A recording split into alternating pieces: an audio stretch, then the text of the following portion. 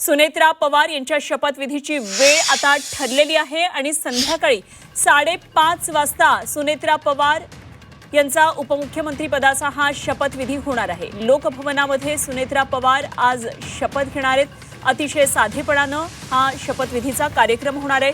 मोजक्या आणि निवडक लोकांच्या उपस्थितीमध्ये हा कार्यक्रम अत्यंत छोटेखानी आणि साधे पद्धतीने होणार आहे। मात्र लोकभवनातला दरबार हॉल ज्या ठिकाणी सर्वच कार्यक्रम आणि शपथविधी होत असतो त्याच ठिकाणी हा कार्यक्रम होणार आहे।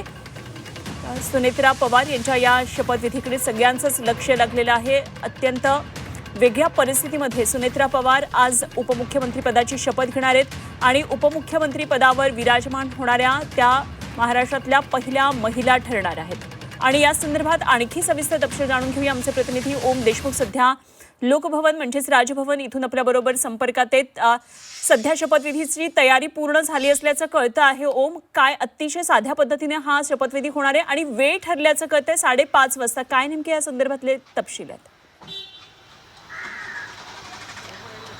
नक्कीच अनुपमा, खरं तर सुनेत्रा अजित पवार या राज्याच्या पहिल्या महिला उपमुख्यमंत्री म्हणून शपथ घेतील। संध्याकाळी 5:30 वाजता हा शपथविधी जो आहे तो लोकभवनातल्या दरबार हॉलमध्ये एकंदर पार पडणार आहे। अत्यंत साध्या पद्धतीत हा शपथविधी पार पडणार आहे। आत्ताच एक महत्त्वाची अपडेट आली आहे, केवळ 10 मिनिटांचा हा शपथविधी असेल आणि या 10 मिनिटांमध्ये सुनेत्रा पवार येतील, त्यांना राज्यपालांकडून पद आणि गोपनीयतेची शपथ दिली जाईल आणि एकंदर या सगळ्या गोष्टीचा जो एक औपचारिकता आहे ती 10 मिनिटांमध्ये पूर्ण केली जाईल आणि त्यानंतर हा कार्यक्रम संपेल आणि त्यानंतर जे सगळे अतिथी या ठिकाणी असतील ते आपापल्या दिशेने निघून जातील।